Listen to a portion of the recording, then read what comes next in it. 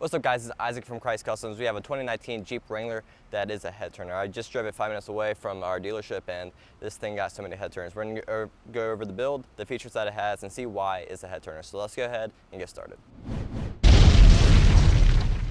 Alright guys, the first thing we're going to go over is the lift kit, which is a 2.5 inch rough country suspension lift kit. We usually put a 3.5 inch on the JKs, but with the JL new body style, we don't have to put a 3.5, we can just put a 2.5 to fit the 35 inch tires. So with the tires, we did put 35 1250 R22 Nitto Rich Grapplers, which are going to be an all-terrain tire, so you're going to have the performance of the off-road and also have that aggressive look, but the Rich Grapplers do offer that quiet on-road experience, so you're not going to have a lot of road noise if you are going to be driving this every day. Your wheel is going to be a 22x12 fuel hardline, which is a D621. That's the gloss black and red milled finish. The offset on this one is also going to be -44, so that's going to give you a nice concave and deep lip design on this one, because this one does have a decent sized lip, but with most wheels it's going to be a little bit deeper, just because this one also does include the slight concave of the spokes. It is pushing back just a little bit and not just straight up and down with the spokes, which is actually a pretty cool design. It's a very clean wheel that makes it pop against the red too. So it really goes together really well. I also want to show you exactly how much the tire sticks out past the fender, which is going to be several inches. So wherever you live, just keep that in mind if you are thinking about purchasing this vehicle. With that being said, that's pretty much everything that we have on the build. So now we're going to go ahead and take a look at the inside and see all the features that it has. The very first thing I'm going to go over is the fact that this one is a manual. Nowadays it is hard to find a manual more than it used to be, just because most vehicles are going to be automatic nowadays. So I like driving manual, so I really like the fact that this one is a manual.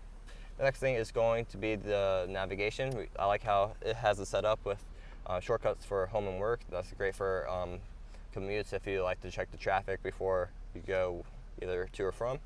And then you have just a nice easy access to everything. It's really easy to understand and to work. Next thing is going to be your heated seats, which are going to be your driver and passenger, and then you also are going to have your heated steering wheel as well as your backup camera, which is very nice because it is hard to look out the back window with the big fifth wheel now. So having a backup camera is going to be very nice, along with the backup sensors on this Jeep.